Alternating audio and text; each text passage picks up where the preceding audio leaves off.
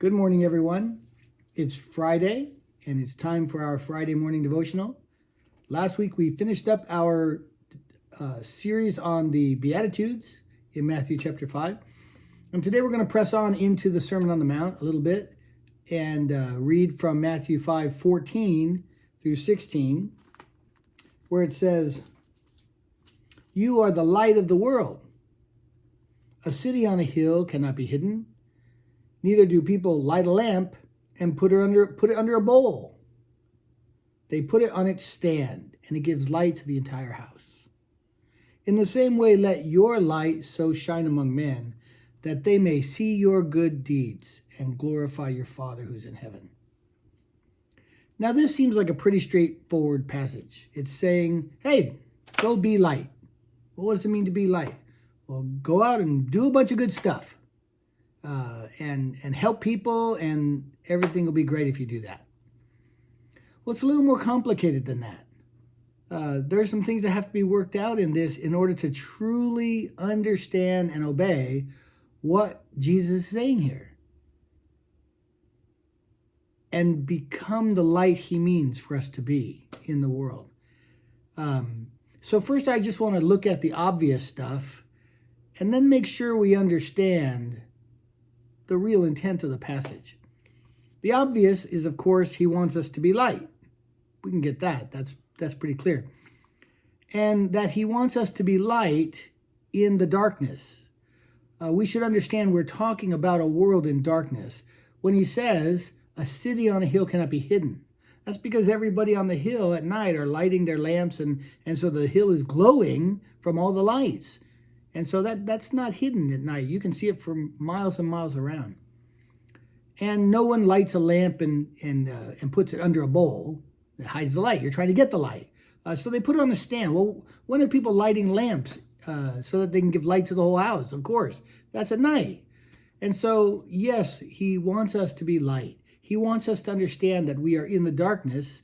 We live in a world of darkness, and he wants us to be the light of that world filled with darkness. So that's the stuff that's easy to understand.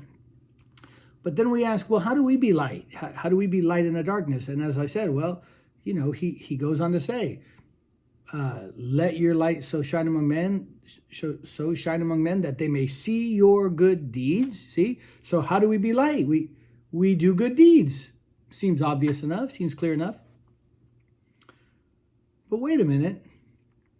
He wants people to see our good deeds. In this very Sermon on the Mount, he's going to warn us not to become like those who do their deeds to be seen of men. So he can't be talking about those guys. They might go to put money in the temple treasury and ring the bell and say, hey, everybody look at me. Or they stand on the corner and pray out loud and everybody look at me. Or when they fast, they look all beaten up and downtrodden and torn clothes and unwashed and unshaved face and everybody look at me. Does Jesus want people to see our good deeds or not? Yes, he does, but whatever he's talking about, it's not that. That's for sure. Paul in 1 Corinthians 13 talks about love, and before he gets into that part we're all familiar with in weddings and stuff about love, he spends several verses describing how somebody might do all kinds of works, the most incredible works and wonderful acts of service and works you could ever do. And he says, but if they have not love, it's nothing. It's worthless. So when Jesus calls us to be light, and he says, so that they may see your good deeds, we know it cannot just be the good deeds. That just doesn't fulfill it. You can't just go out and do a bunch of good stuff and do a lot of works and give away a lot of money and serve a lot of people. And you can't just do that. We know that's not enough because there has to be something else along with it. Paul tells us that. We see it in those religious leaders.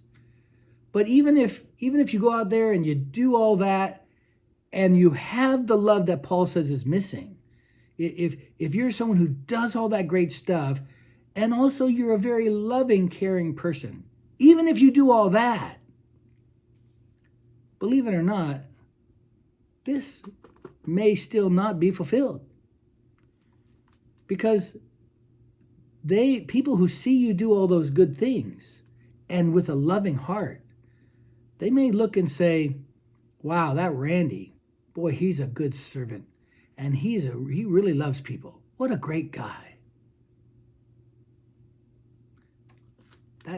That's not what Jesus said. That's not what he wants to happen. He doesn't want someone to say, wow, look at that Randy, what a great guy. That doesn't do it. It just doesn't go far enough. There's something missing. People need to see our deeds and glorify our Father. They need to know somehow that whatever's going on in us is not the source. We are not the source. There's some other source. We are just a reflection of the source. You know, a full moon at night, beautiful. Lights up the sky, lights up the earth, gives plenty of light. It's awesome on a clear night. Full moon is lots of light. Shines in the darkness. Lights it all up. But anybody who knows anything about the moon knows that the moon is not the source of that light. The moon doesn't produce that light. The moon is simply a reflector. It reflects that light into the darkness. Where does the light come from? It comes from the sun. The sun provides the light. The moon is simply a reflection of the light, not the source, just a reflection of it into the darkness. And so the darkness is lit up by the light that comes from the moon, but the moon's not the source. It comes from the sun. This is how we need to be in the world. We need to be in the world like a moon. We need to be in the darkness, shining a light that's not our own. And anybody who knows us really well knows that that light isn't coming from us. They know it's coming from the sun. S-O-N. They know it. Not just because we tell them, but they know it because they see it in our lives. They see him in our lives. Paul, the Apostle Paul, is a perfect example of this. The Apostle Paul, he says about himself, I worked harder than all of them other apostles. And he goes, but not I, it's the grace of God working in me.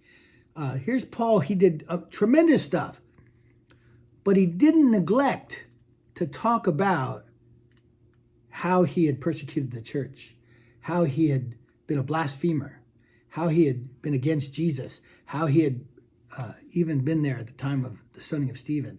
His conversion stories in Acts 3 times. He wants us to know that he was on the wrong road. And the only reason he's on the right road is because Jesus grabbed him.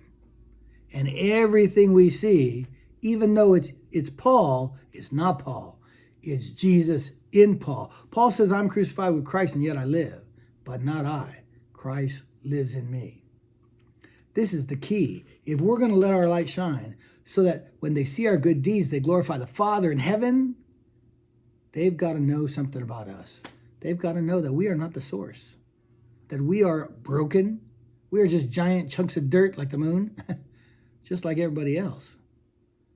But what they're seeing, if there's any good thing, that's the work of God in us. I was a guest speaker at a youth retreat with the Southern California teen camp years ago. And I shared some of the garbage I grew up with. I wasn't a Christian until I was almost 21 years old, and my life was filled with garbage. And I shared some of the struggles, and I shared the fact that even when you leave all that or try, the scar tissue's still there. You don't just get away scot-clean. You carry that baggage with you, and it takes time for the Holy Spirit to work it out, and you still got to wrestle with all that stuff. It's in you. So I was letting them know that you don't just get to be a crazy kid and then it just goes away. You live with the consequences. Even if you're forgiven, there's still consequences of your actions. And in my sharing, a lot of young people were interested afterwards to talk to me about how they could make a better commitment about some things in their lives.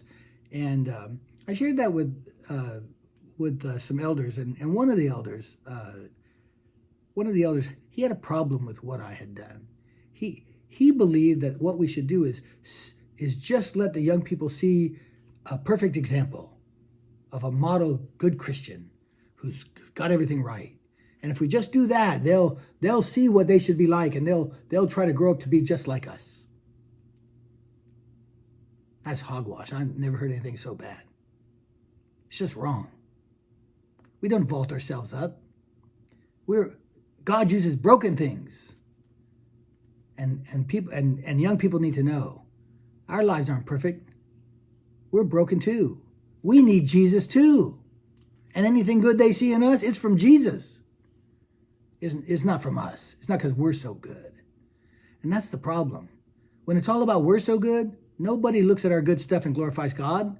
They just think, oh, that must be a good person. That doesn't do it. There's no light there. No light from God anyway. And so if we're going to be the light of Christ, if we're going to let his light shine, we have to do it in humility. We have to do it in openness and honesty. We have to let people know God uses broken things. You know, the AA and NA and OA and all those AA type things. Those guys, they got it from Christianity, but they got it right. When they get together and they say, basically, I'm a sinner, saved by Jesus. When they're saying something like that, and I know they don't all do that, you know, they have different higher powers, but when they get together, I went to a Celebrate Recovery a few times with Jill and my wife and our daughter. Anyway, they do it right.